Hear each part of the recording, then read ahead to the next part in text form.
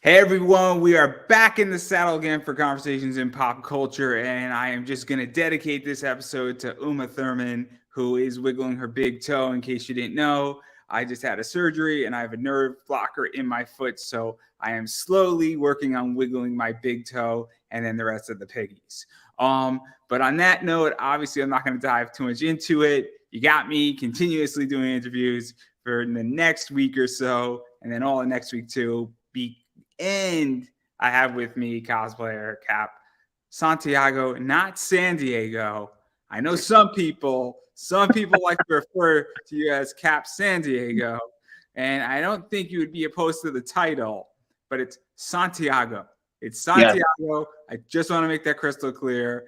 I did not refer to you ever as Cap San Diego. I just want to make that crystal clear. Clear the air out in the 4 interviews we've done. But welcome back to the show. Thank you for having me. Yeah, no, I am very, very excited to have you on anytime. We met a while ago, a long Yeah. time ago. I think what, 6, 7, maybe even 8 years ago. Yeah. I think our anniversary is coming up too. So, you know, I didn't get you a gift. I feel so guilty. um, you owe me. But yeah, but now that I'm in the doghouse, I do want to catch everybody up on who you are, what you're doing, because the interviews are sporadic and they're out there. I think two of them are on the podcast version. One of them might be on this show, and then it's just been, every 2 years or every year and a half you wind up coming on. So before we dive too deep into some of the old stuff, some of the new stuff, and some other maybe controversial topics. Who are you, what you've done, so that people get an idea? Well, I'm Cap Santiago. I do cosplay, as you haven't noticed. I've been featured in Marvel Comics. I was the cover for Nova #1 in the cosplay variant cover. I was also featured in Marvel Becoming Season 2 on YouTube as Ares God of War. I also had a one-page spread in a couple of Marvel comics from a contest I won ages ago. I think it was 2010, where I got interviewed and they put me in a comic book. And I don't remember the issues. It was so long ago. I know some of you do have them. You've shown it to me at cons, so you know who you are. You know what issues they are. I've also played Star Striker for my friend JD Rosario, his booth for Unstoppable Comics.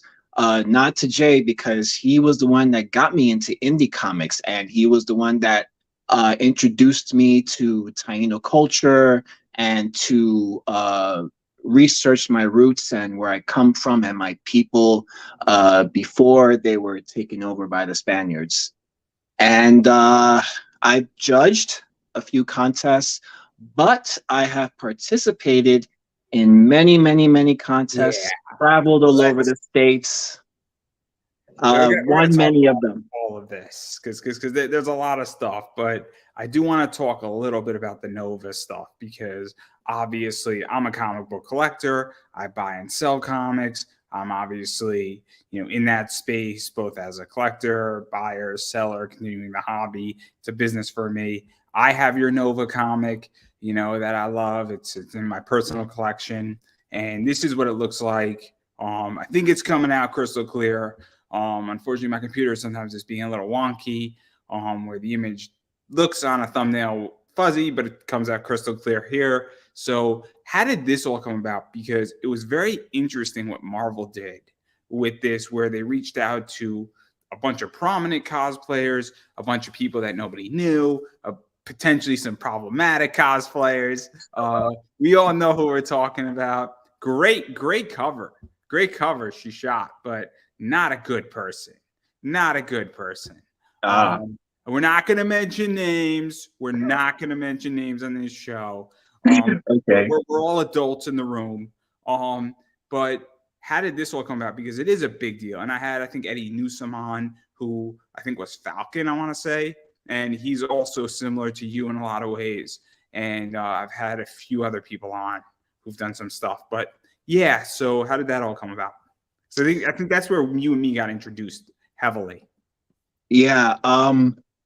You know, the funny thing is, when I started cosplaying, um, I said to myself one day that I want to be on the cover of a comic. I want to be on the cover. And I didn't know how, I didn't know when. I was just this kid with a dream. One day I wanted to be on the cover of a comic. And eons later, I get an email from Judy Steffens, Marvel's photographer, and she told me that they needed a Nova for their cosplay variant covers that they were doing for different comics. And I was just shocked that she even picked me.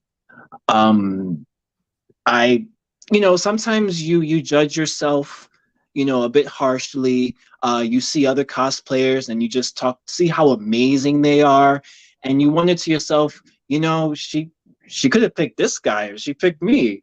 But I was okay with it. I was like, yeah, why not? So um, I did research before jumping into the cover because I didn't know what the game plan was, but I said to myself, I'm going to have an idea of what kind of poses I want to do because we're talking about a nationwide printed comic and how you pose is etched for life.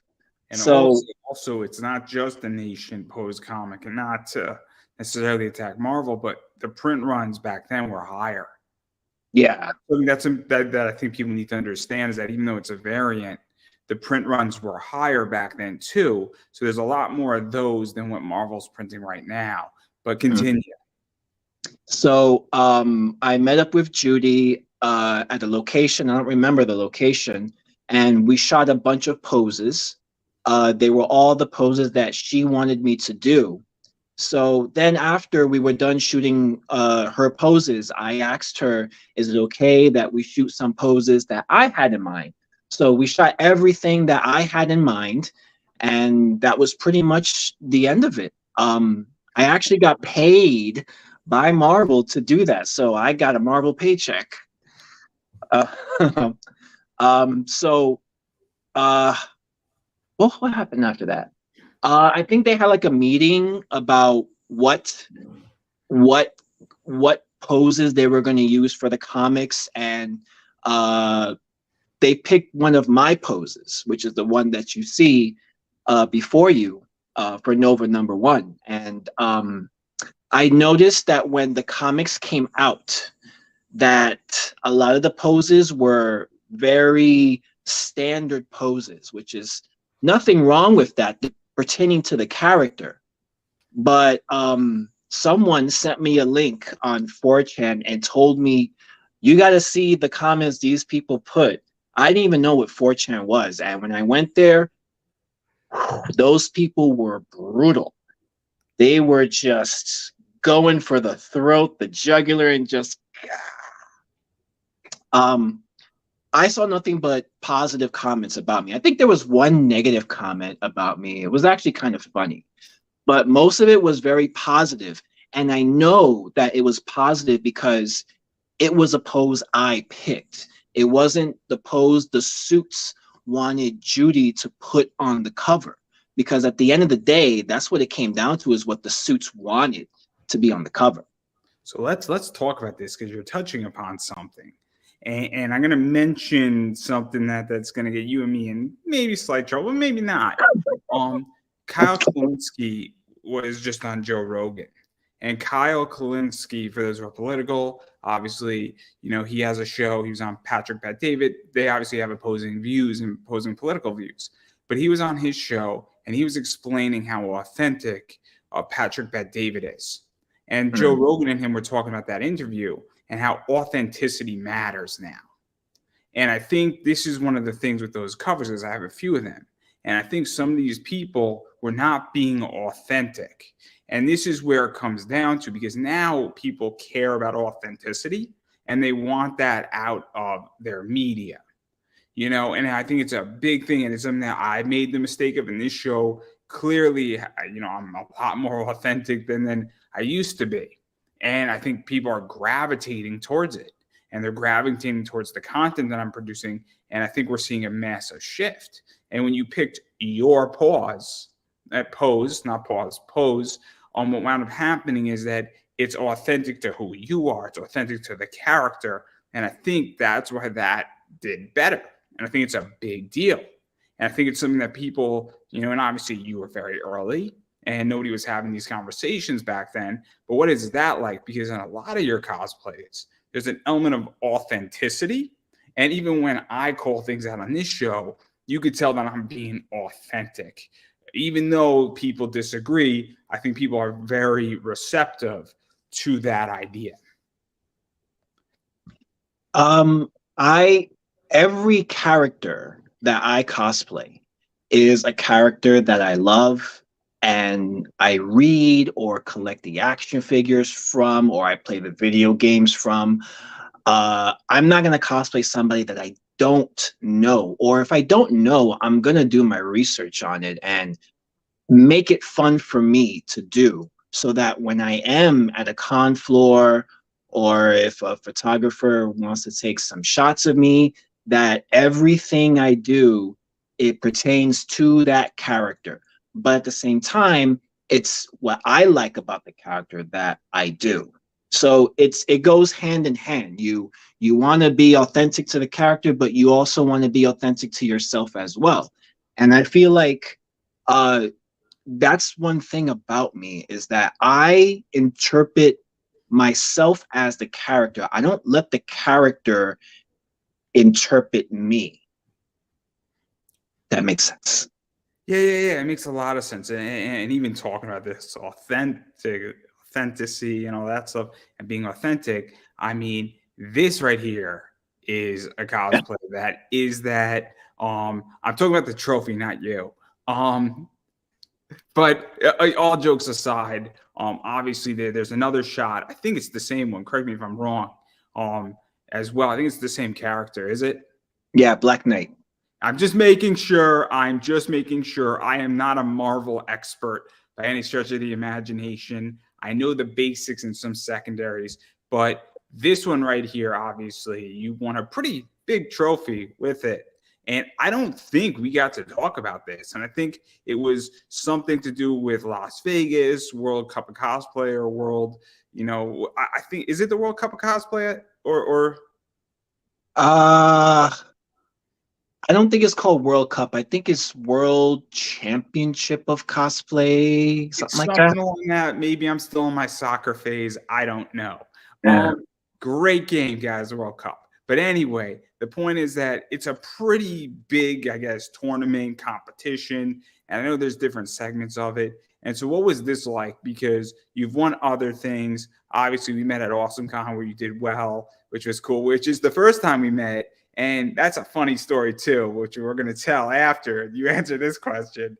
But what is this like? Because this is a major championship, if that makes any sense. Yeah. Well, I kind of came across Toy Con, because that's where the contest took place. It was Toy Con. Toy Con does several conventions on the West Coast.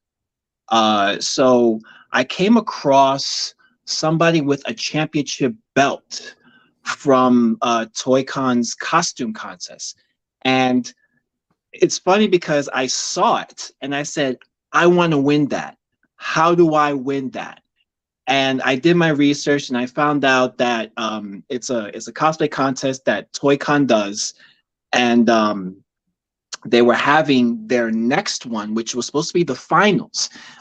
So Toy Con did several cons pertaining to that year, and everybody who won in each one of the shows was going to come to the Vegas show to do the finals. But Vegas was also going to have its group of people that were going to be in the finals after that contest, in the main finals right there, happening at the same time, like what C2E2 does with their Cosplay of Championship in Chicago.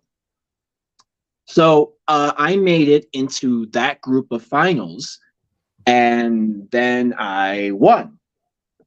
I won. I won a $2,000 championship ring, that big ass trophy, which I shipped back to myself, and it came back in pieces.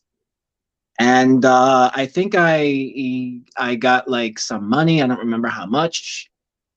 And Wild Bill's a gigantic Wild Bill's cup that I guess I could use at any refill place that there's a con. I can use it there, but it's a really big cup. But yeah.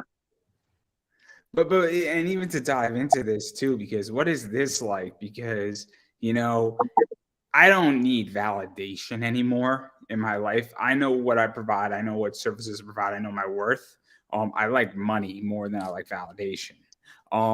But what is this like to get that validation and get that praise? Because it is nice to get praise. You don't need it, but it's nice to get it, if that makes any sense. It's nice to say when somebody says to me, man, you're a really good interviewer, or man, I would love to throw you money because you're doing this, or I'd love to be a sponsor, or, all sorts of fun stuff, or I would love to have you be the official podcast of my con. I don't need to be validated anymore, but I like the validation because people then start looking at you differently. They start taking you seriously.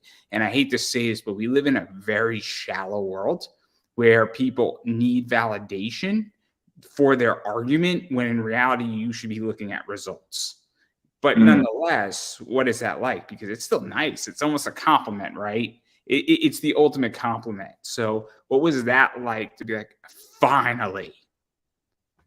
It was, well, I mean, at first it was just for fun for me. Like I wanted a championship belt that had, whatever championship of cosplay. Like I just thought that would look so cool on my wall with all my other medals, that one day I can tell my kids, this medal I won it here, and this, tell them all the crazy stories about all the contests I've entered and all the contests I've won. But with any contest that I enter in, to me, it's just so rewarding to see uh, what you've accomplished and how people appreciate it, and it's appreciated so much that they reward you for it. I I actually don't really care much about money. I just want that big shiny trophy, that big shiny medal. I just want that as just like my bragging rights and as proof that I was here. I won this, I did that. That's what it means for me. No, that's interesting. See, the only reason why I care about money on this show, it's not because I would like to do this full time, to be quite honest. I would like a career out of this. I love interviewing people. It's really cool, but more importantly, on Tuesday I had the voice actor Rock Lee. I get to interview my heroes, I get to interview all the people that I grew up listening to. And then I went back. So I get to relive my childhood in a lot of ways. It's very cool, but I want to fund that.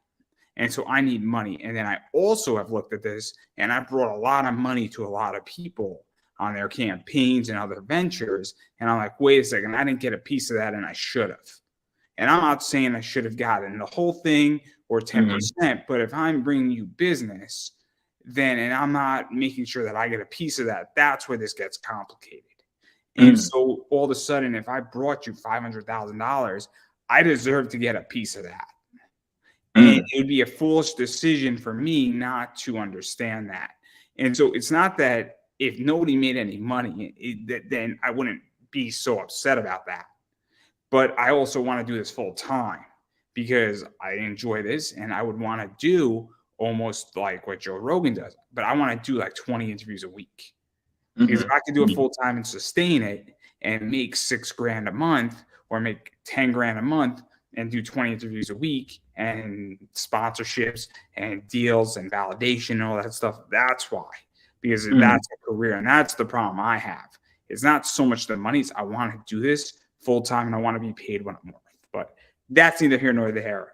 But I get the other side of it because I just think it's cool when you have cool stuff on your wall. I'll be very honest. I'm a comic collector and I have books that people would kill for.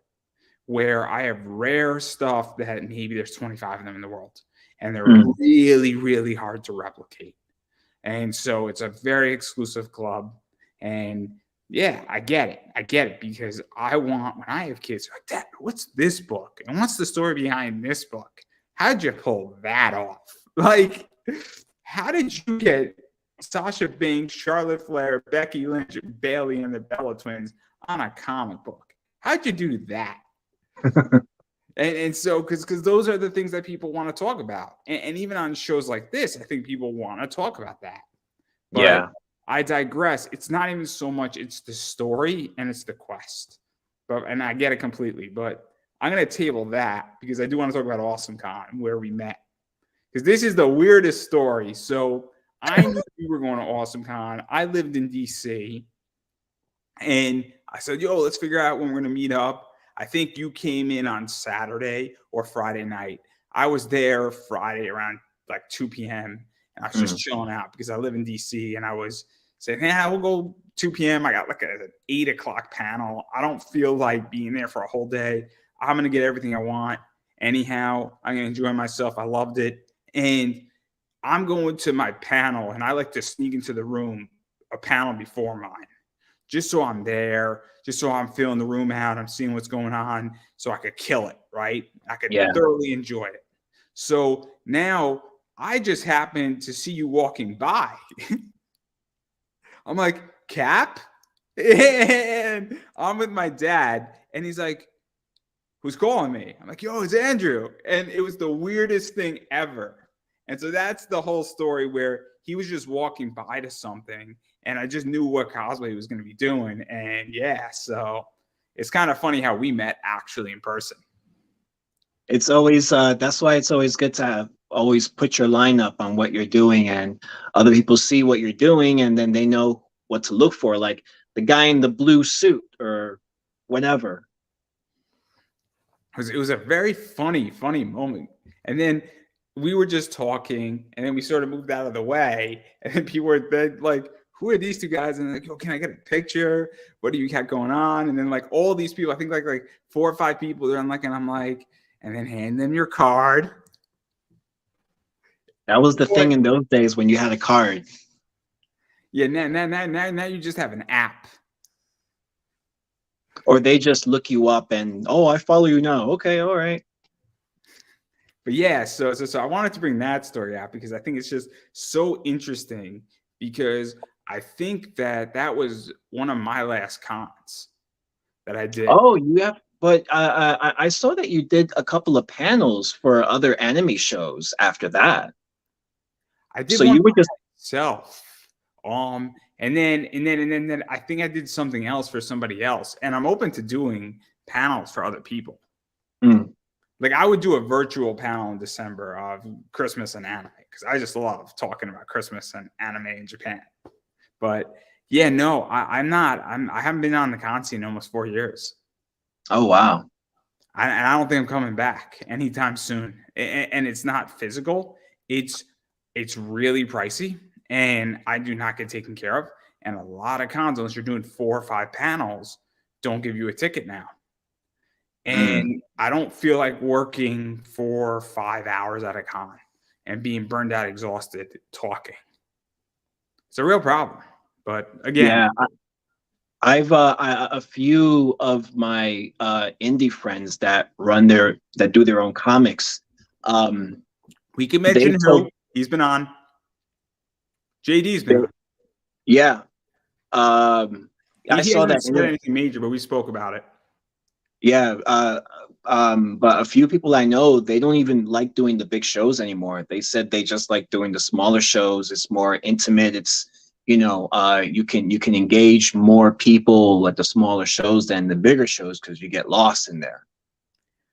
I can spend. I was on my guest after you was Tyler Carpenter, and I actually got a lot of praise for this. Where we're talking about should interviews be paid on YouTube platforms and a lot of stuff. And the point I brought out, I did it. Me and Tyler did it, and so we were speaking about it. I threw it out there, and then Tyler's like, "Let's just do it." And Tyler interviewed me, and one of the things that I brought out is saying, "Look, it's pay to play no matter which way you cut it." and it's deployment of capital. And everybody has to start treating things like a business. And I don't think cosplay is any different, meaning that, you know, you could be walking around a con, and if you got a kick-ass costume and cosplay, it might be worth it to go as a fan, wear it, steal the spotlight just by walking around on a Friday. And then everybody's like, yo, what's your Instagram? And now you got media, and you got earned media, and you didn't buy the media, or you have to buy the media. And I got a lot of flack for this because I ran a Kickstarter and people gave me shit for it. And people are still giving me shit for it. And what they don't understand is that you're paying for a table at a con. You're paying for Facebook ads. You're paying your cover artist. It's just a matter of what do you want to pay for and deployment of capital. The correct response was saying, I'm not going to pay to be on a podcast, is that I think that if a podcast returned X amount of rate to me and returned a 25% of business, I would gladly pay to be on that show. But my cover artist, I feel, is going to do that instead. That should have been the correct response, because that's not offensive. That's saying the ROI is higher on X. Here's the problem. A cover artist is $125. My show is $5. So the ROI rate is not the same. You're comparing an apple to a grape, essentially, where if you cannot get a $20 ROI out of a $5 interview, which isn't that hard when it averages 300 plays, you're not really looking at rate of return, correct? But that's not offensive. And I think that's what everybody has failed. And I think that's even what cosplayers sometimes fail, is that if I'm on X show and that show does 300 plays on average, maybe 300 new people are going to see it, and maybe I'm going to get 10 followers. And then when I launch a Patreon or an OnlyFans, maybe I can convert one of those people, and then now they pay me $21 after 3 months, and I paid $5, or I did it for free and I gave them an hour and a half of my time. Your ROI is higher. And that's what I think is the biggest problem in media and pop culture, is people are really bad at business. I'm probably really bad at business too. The thing with me is I don't believe in professional cosplayers. And maybe it's just me, because for me, cosplay has always just been about fun. And when you're dressing up, it's because you want to be that character, and you want to go out there and have fun and meet other people that will engage you, that like the character that you like, and you guys have something in common. I've never looked at cosplay as I'm gonna build this empire on thread and needle and blah blah blah. I mean, I feel fortunate for everything that has happened to me as far as cosplay goes. And to me, that's like, I guess, kind of leaving my carbon footprint on this earth. Whether it's the comics or the YouTube stuff or any other media that I've been involved in, with calendars or animal rescue, I just feel blessed that I was actually able to be in those opportunities. It's not like it's something I go to look for, you know? It's interesting you bring this up, because this is the whole thing, right? So I work in accessibility. I don't consider my job as a professional job. It's a job. Like, where the hell did we get this professionalism in front of anything? There's a concept where, I'll throw it out there. Are you a cosplayer or are you a disabled cosplayer? So if you say I'm a cosplayer with a disability, isn't that a much better terminology of something versus saying I'm a disabled cosplayer? Because what you're doing is you're putting the word disabled in front of it. So you're creating a separate category, saying, obviously I just had surgery.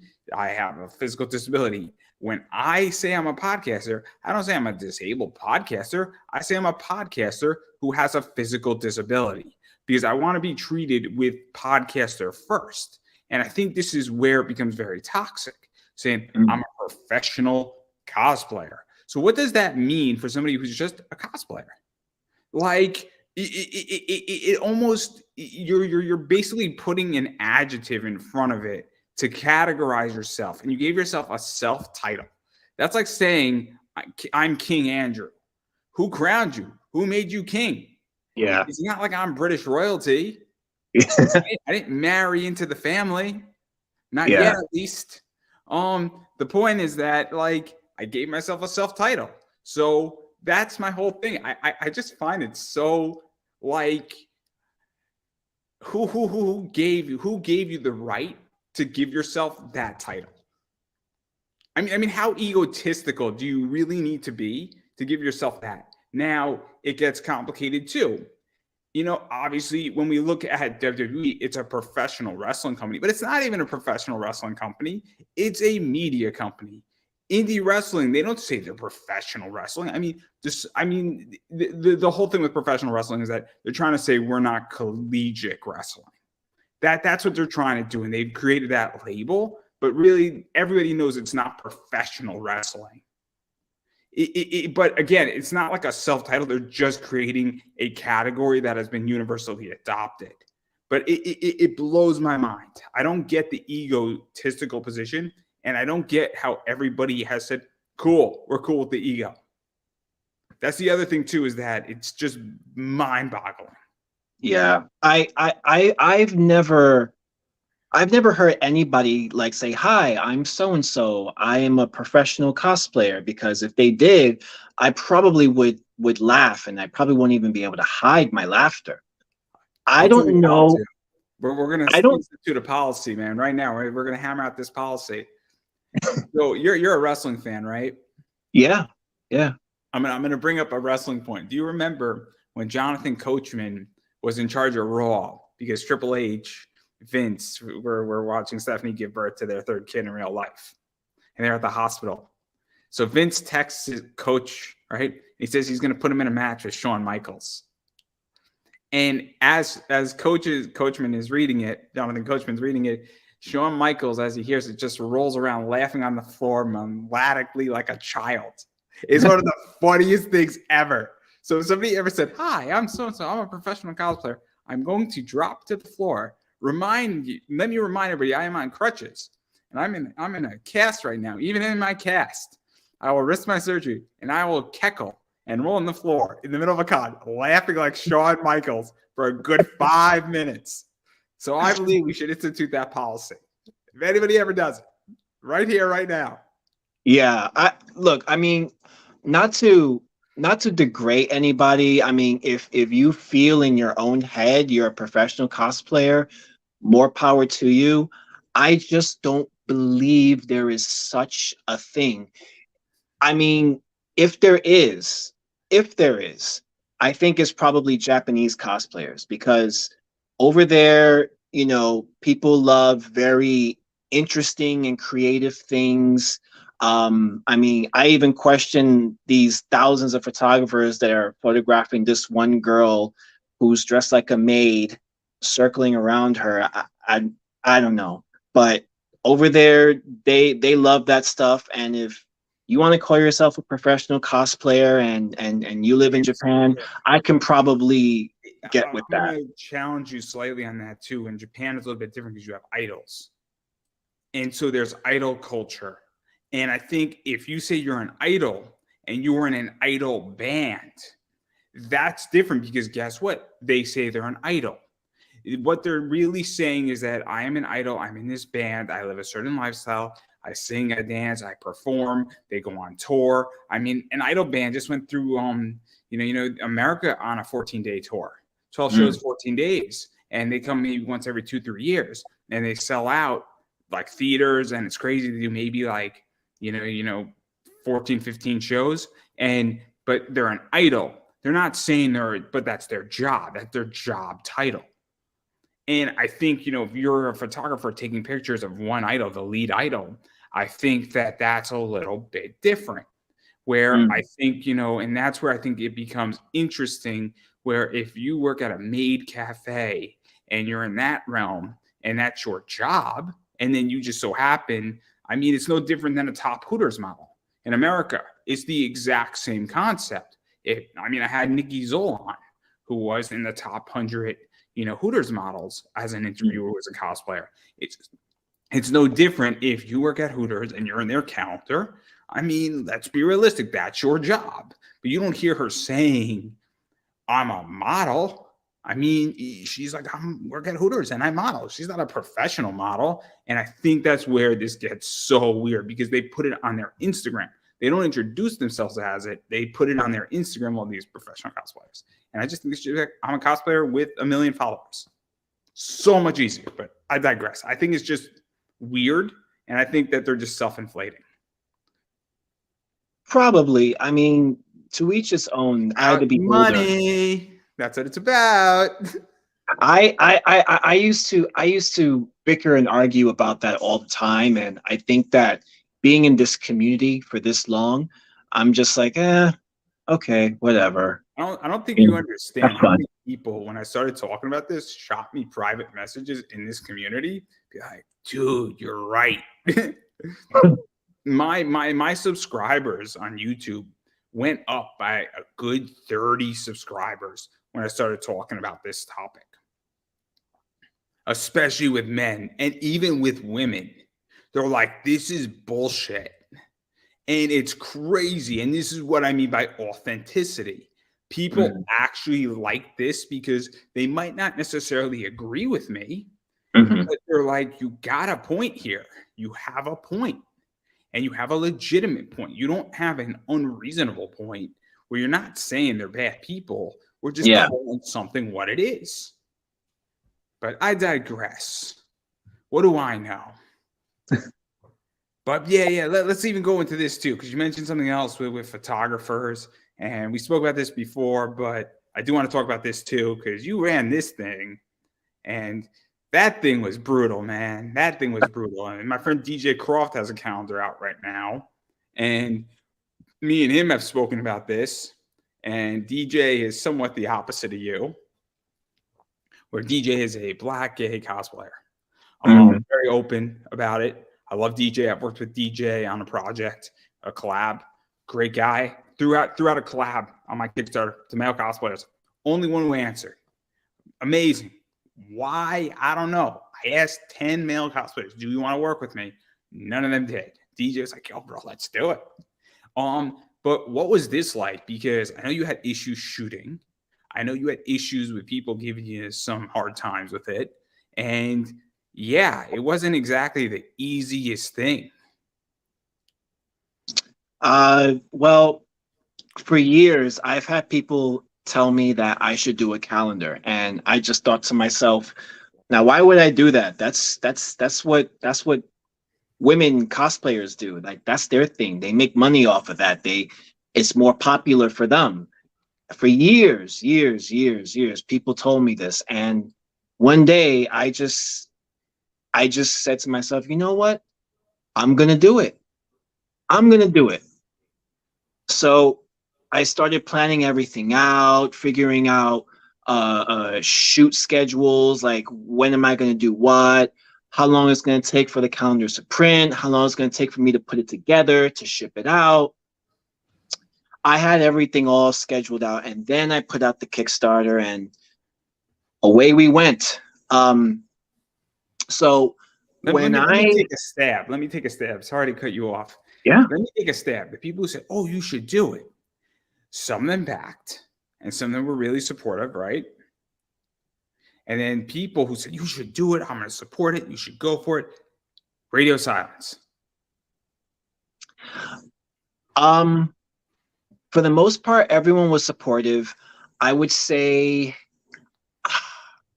I think I was probably the most hurt by one particular person who didn't support me, because I did so much for them and for their ventures. So I thought I would definitely have their backing as far as giving me the exposure for getting my calendar funded, which didn't happen on their end, which made me upset. But at the same time, I still kept trucking, and eventually I went $500 past my goal. So I was very happy that it got funded and everything. But I had a lot of issues with the photography because a lot of the photographers I reached out to, they don't shoot men.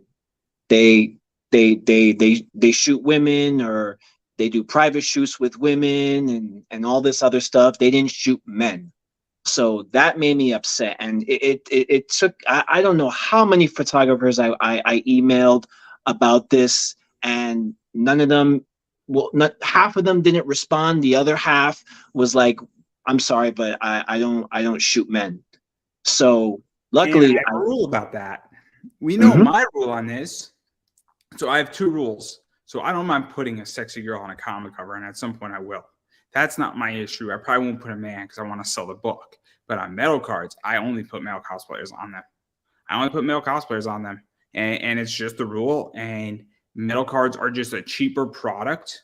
Where if you order 250 of them, it's Mhm. like 79 cents a metal card. Mhm. So I can afford to print 250 of those, or 100 metal cards once you get up to that number in 79 cents, and spend $80 and have a slow burn with it. It's just a risk reward thing, but I think it's a fair compromise because I am Mhm. a business, but I also want to be supportive. And the way my metal cards work is that it's a 50-50 split of merch. So I won't pay you as a person, but I will give you 50 metal cards, and I will take the other 50 where we print 150 of them. You get 75, I get 75. That's just the way it works. Okay. And if we're not going to split it, I'll find a rate. This way you get product, because you could sell a metal card for $12 at your booth, especially if you're going to cons. So Uh-huh. the idea that it's a merch split, because but you don't give me any money. So I'm paying you in merch because I think it's a better deal for everybody. I think there's more money in it, because how Mhm. many male cosplayers have metal cards out there? There you go. And if you don't like the deal, that's fine. There's plenty of people who love that deal out there. But what my rule about this is that I believe in public humiliation to a degree. I believe in calling out. I believe, and then some people disagree with this, but if I was a cosplayer, a male cosplayer, and somebody said I only shoot women, I would call them out. I would publicly call them out and say, "You only shoot women. Why is that?"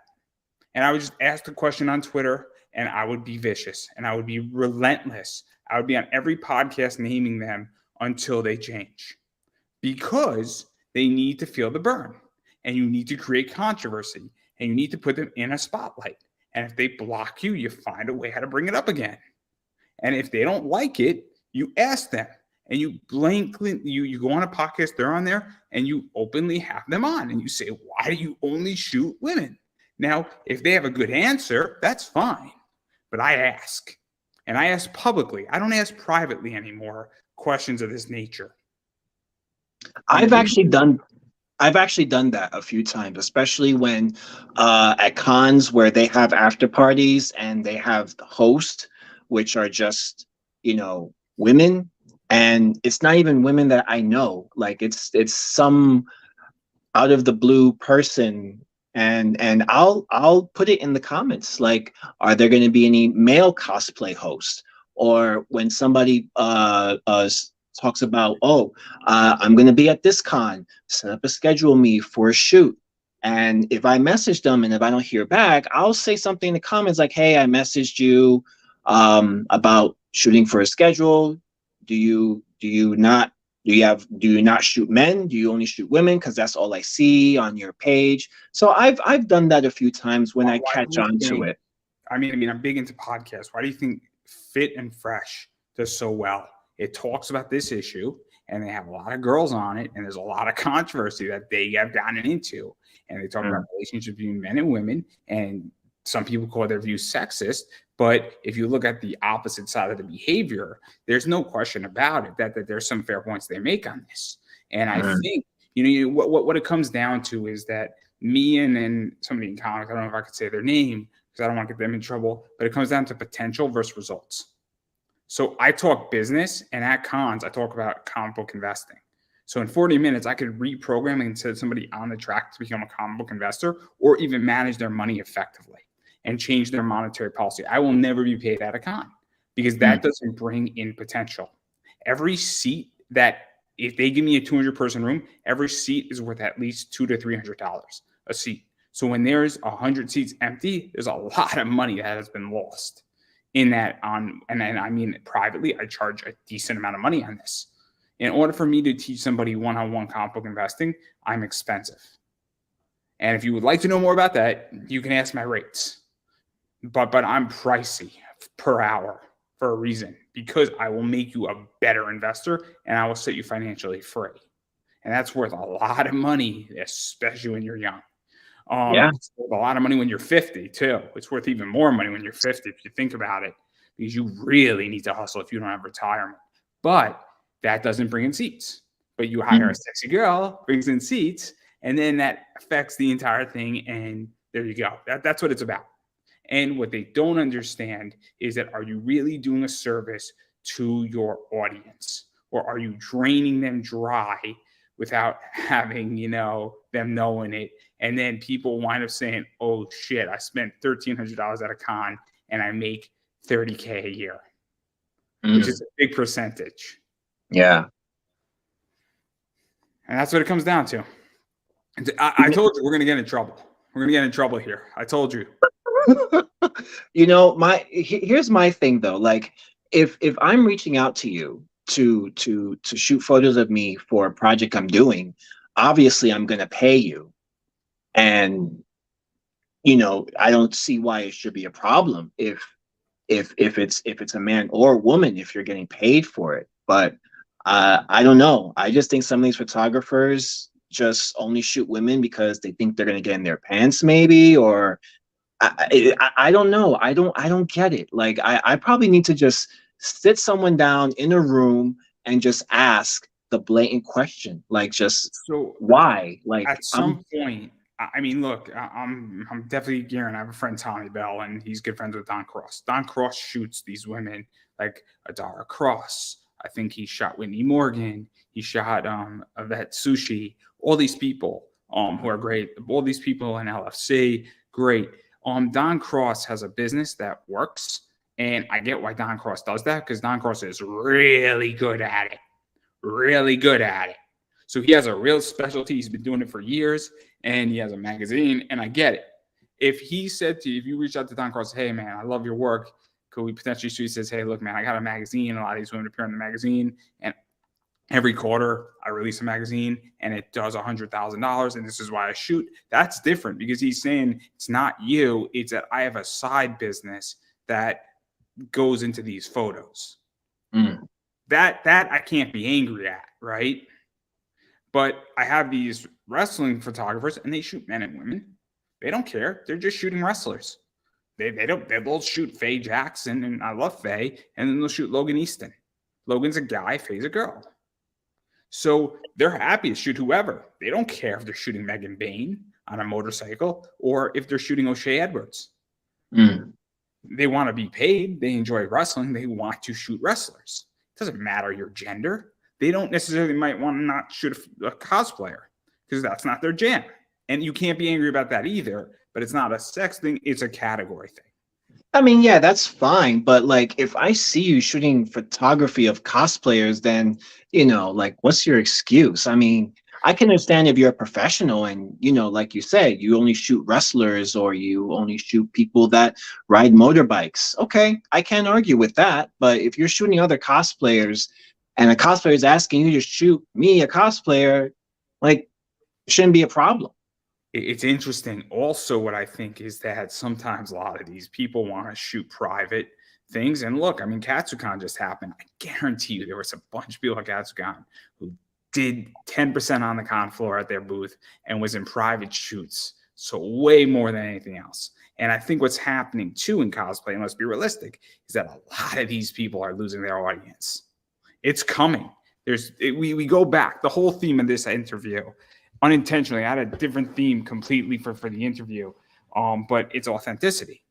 Look at Jessica in Nigeria. Look at all these cosplayers. They're hiding their numbers because their numbers are not great. Their engagement rate is a disaster.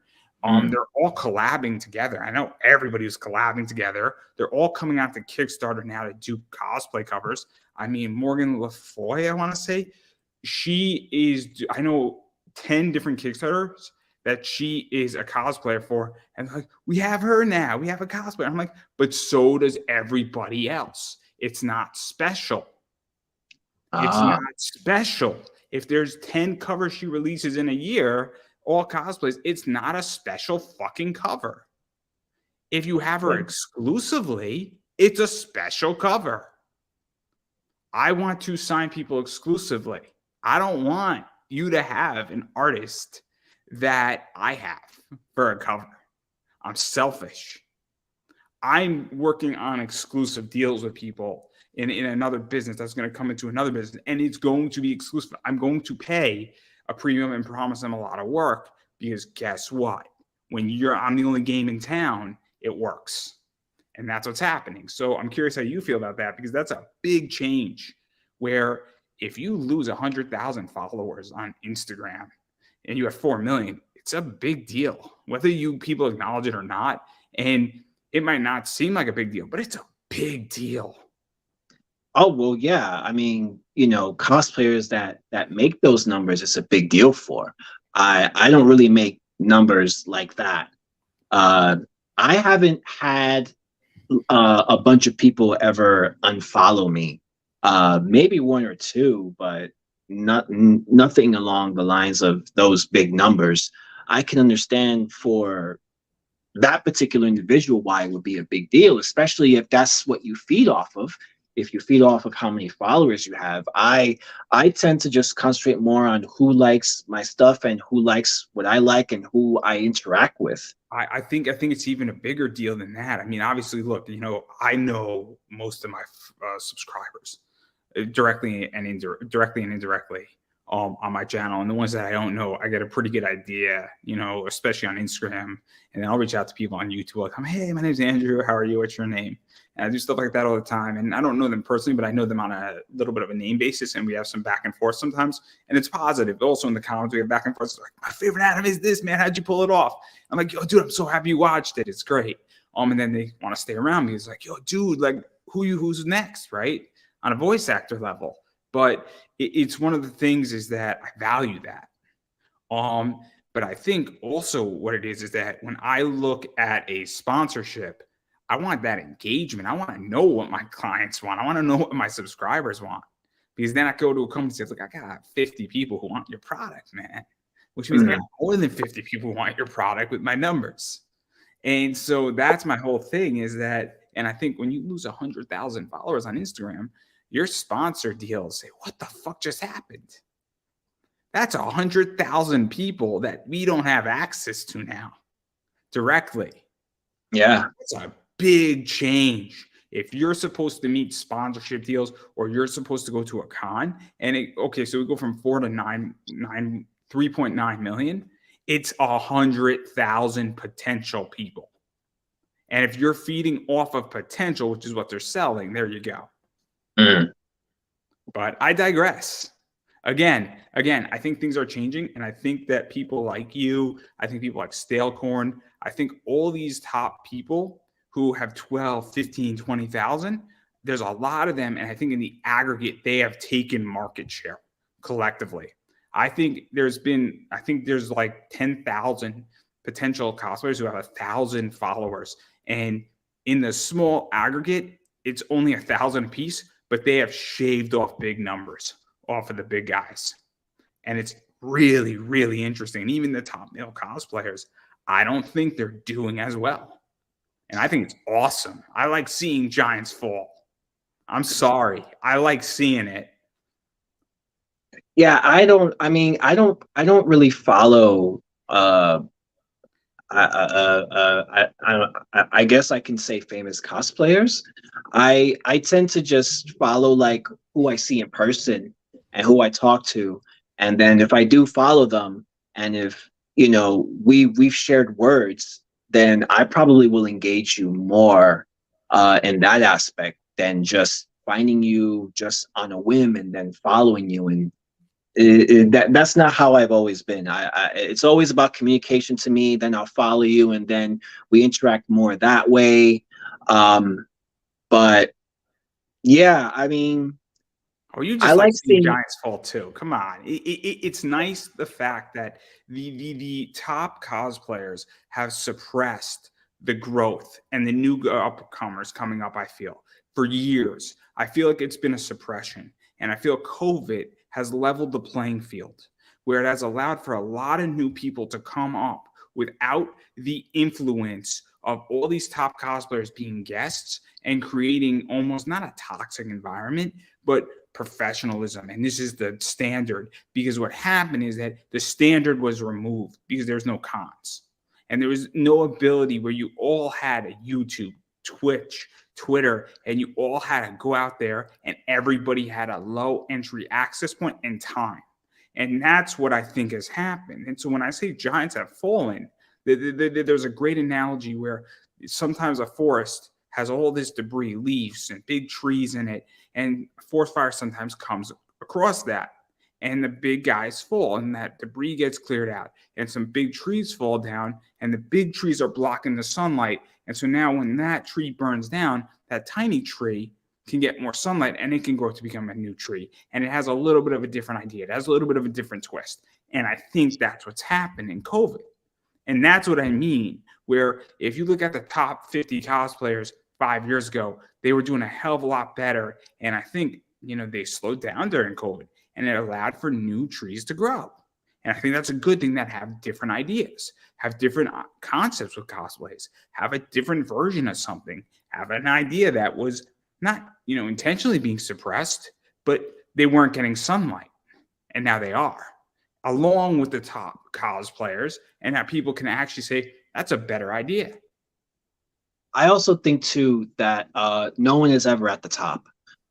There's always somebody that's going to come up and is going to wow everybody with something unique they made or they did. I remember at Keystone Comic Con, I was competing there, and I heard that one of the contestants actually like, I guess, forfeit being in the contest because something about her wings and the chip in her wings wasn't like communicating with the Bluetooth on the laptop, and so they could open up. And I was just like, whoa, that's some next level stuff there. I'll throw you a So cosplayer who has come up and is now really doing well. Mangaloo cosplay. So she's nice, and she has like maybe like 70,000-80,000 followers on Instagram. She did Christmas Ruby, and so that wasn't done before, and she's the best at it. And so she was at Anime USA as Christmas Ruby. I came across her, I got half drunk. Like, this is brilliant. I was so just like, and now I'm like, I've never seen this candy cane scythe. And the point is that transforms into a gun. And she came up with an idea that was not done before. And so there's always, I agree, there's always somebody coming up, and that Bluetooth wing stuff, that's brilliant. I mean, the fact that she forfeited is crazy. yeah, I don't know. Like I mean, I don't know. Maybe if she had a plan B, maybe where she can open the wings manually. In situations like that, you got to always have a plan B, especially when you're on stage. Not And even that. You just say, I'm sorry, my wings aren't opening by Bluetooth. I mean, if you're a judge, you got to at least give some credit, saying, wait a second, this person has a problem. And they had a concept and it's now not opening up, but they are trying something. I mean, that's impressive. That's really I'm yeah, totally. I mean, I'm pretty sure the judges tried to persuade this person to still compete.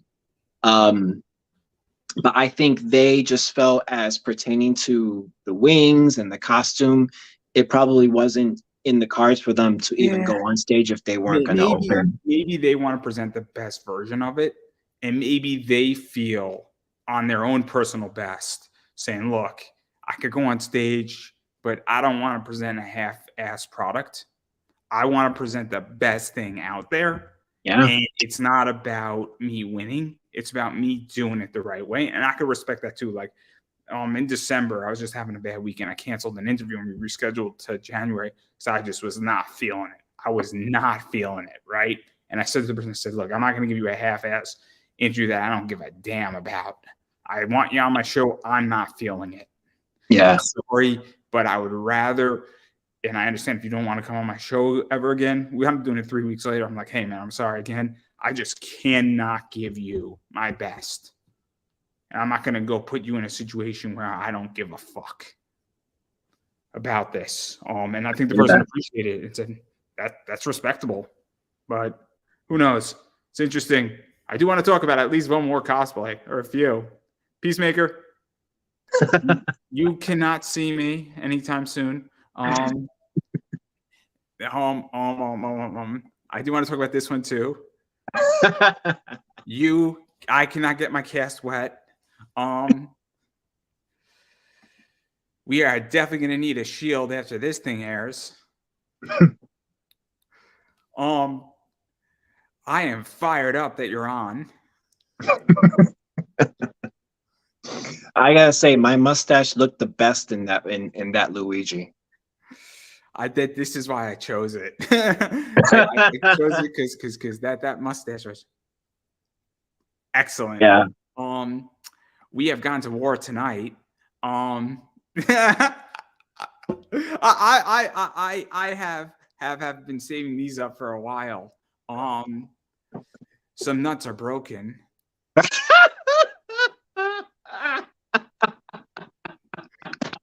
And then the final thing I want to end on that might get me in some trouble here is this interview has to end at some point, and it is a drag.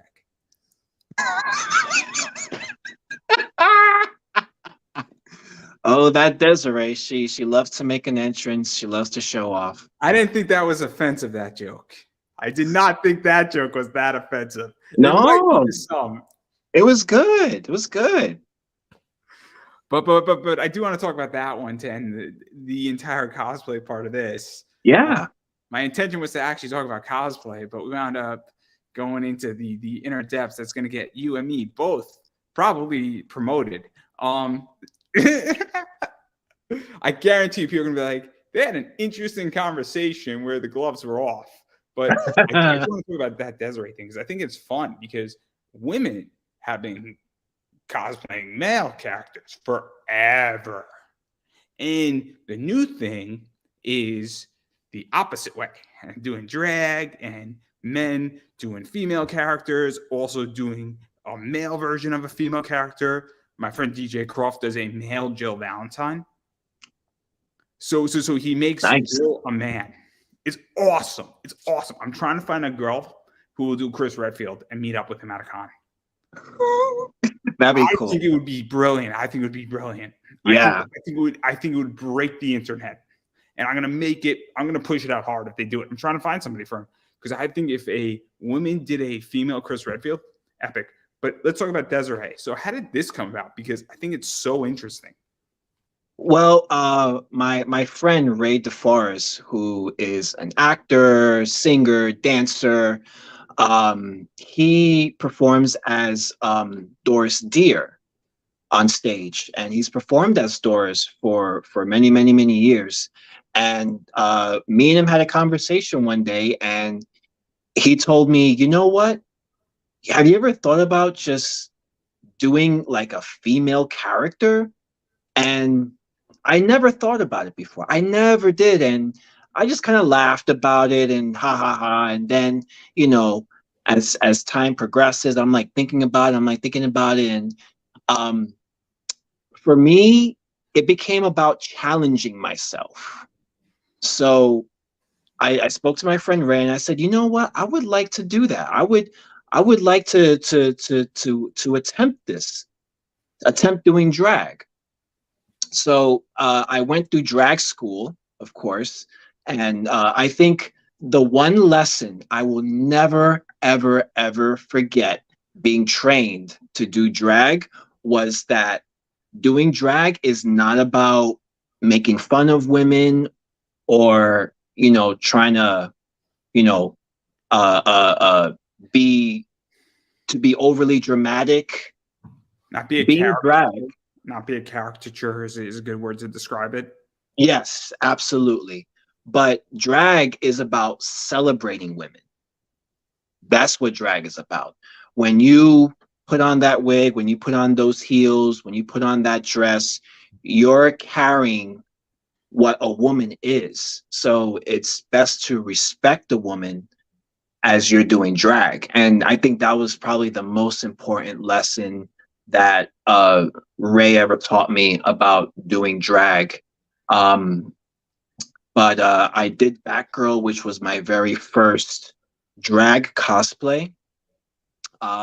It was very fun because I saw people at the show. I forgot what the show was, and I saw them, and they saw me, but they didn't know it was me. So I go, I go, I take photos with them. I put my arm around them. I'm like, well, thank you, stud, and and they're like all blushing and everything, and it's so hilarious. And then later on, when people are posting photos and when I tag myself as that person, they see from here down. I mean, without the beard, and they see the chin, and then they compare the chin with my chin, and it's like, that was you. Oh my god. Oh, gee. Oh man. There's a very funny picture of me in college. I was not in drag, but this guy Brian McAllister, also known as I think Venus Solol, Brian is just a sweetheart. I love Brian. He's obviously gay. He's the nicest person in the world. So what you have is you have me taking a picture with Brian. My friend is speaking. So I'm wearing a Light of Transformers shirt. And Brian has his arm like around my shoulder, and in the background is a cutout CM Punk standee on Halloween, and it's just like an epic picture because you have like the three weirdest possible combinations. Because nobody would ever expect that if you take a picture with a drag queen with CM Punk in the background. And people like love the photo when I put it up as like my Facebook status, and Yeah, I don't know if my Facebook status is Nyla Rose still. It might be. it is. I saw it. That's a great story too. She was just at a random wrestling show. I'm like, this is Nyla Rose. What the fuck? And me and my friend who was a wrestling buddy, like, this is Nyla Rose. Dude. Oh, we're taking pictures. Great, nicest woman ever. Must say, she's so nice. Great heel, mean heel when she's a heel, but she's a nice person. And it was just at a weird show, and then I was speaking to somebody. He's like, "Oh yeah, I've known her for years, man. Like, this is normal to me, and it's super cool." But not the point. But yeah, what was even like? You were touching on the response. What was that like, even to do that? Because it opens up your versatility. Because you're not abandoning necessarily doing Luigi.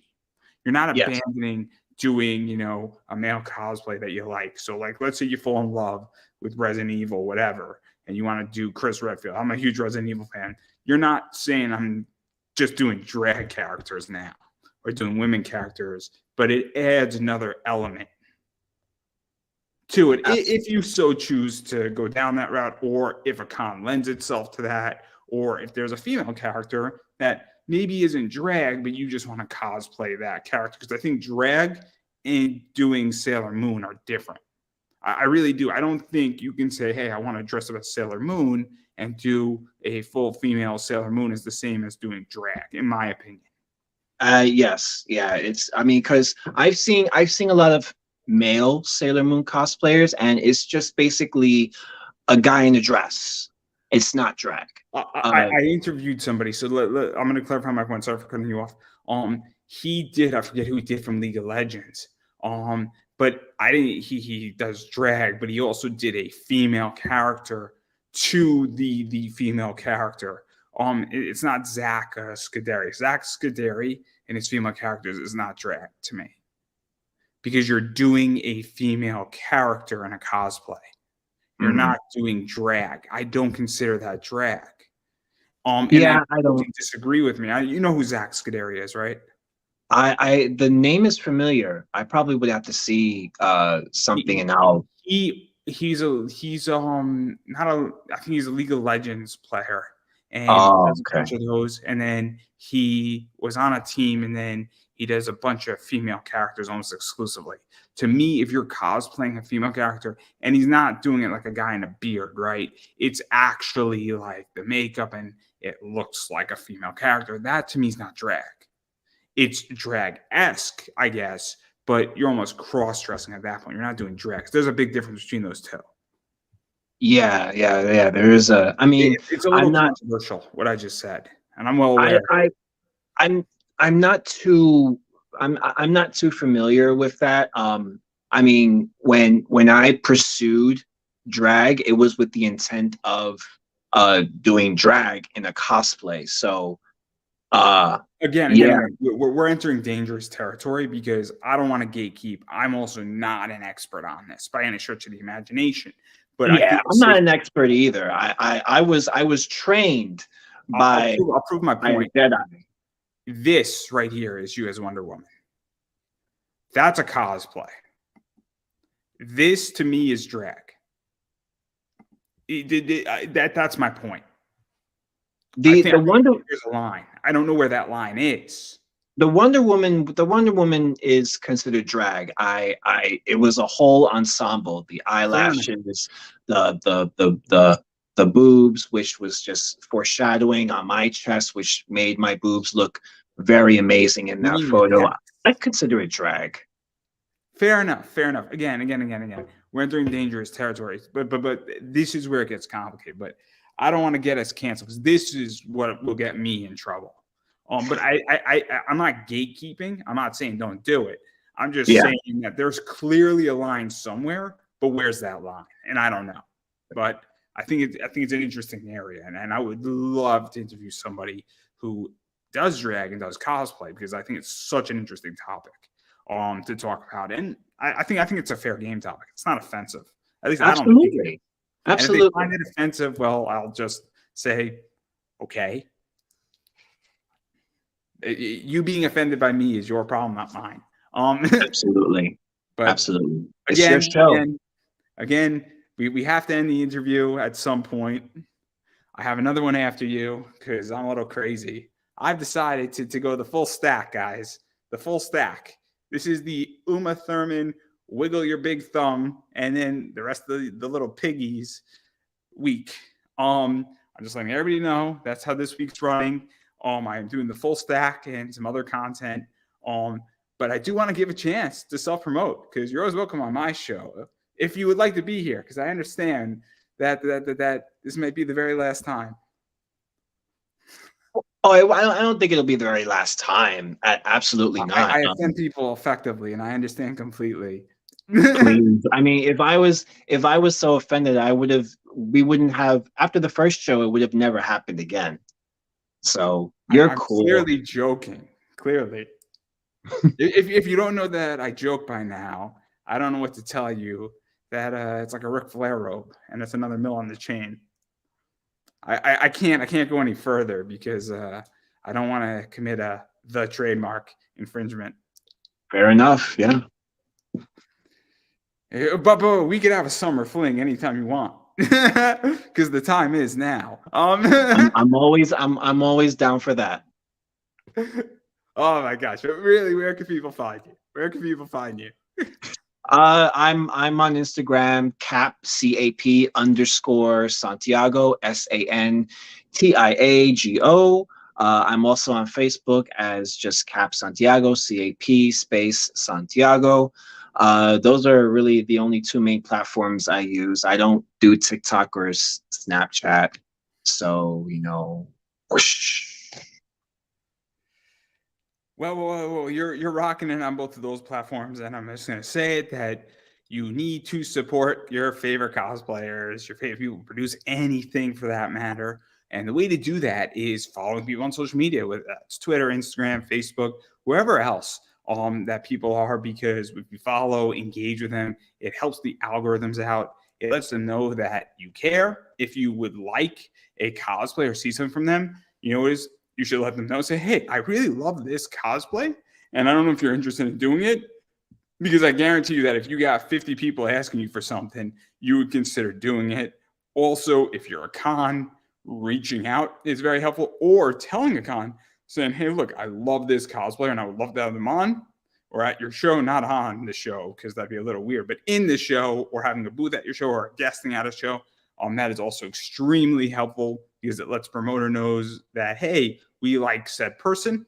And it makes a huge difference. And if they have a PayPal account, they got a Cash App, they got, I don't know, Venmo, they got a Patreon, an OnlyFans. All that stuff also matters because it's expensive to run cosplays and every little bit helps. And then just sharing out their work makes a big difference. So please go do that because you might not think it makes a difference. Trust me, it does. Furthermore about me, my ad rates are actually out. So they are actually down below. So you would, if you want to advertise on this show, you are more than welcome to. Those are my ad rates. For the most part, they're really not negotiable, but you get what you pay for. Also, you could follow me on Pop Anime Comics on Twitter, Instagram, Facebook. It's all Pop Anime Comics. I'm also on TikTok if you could find me.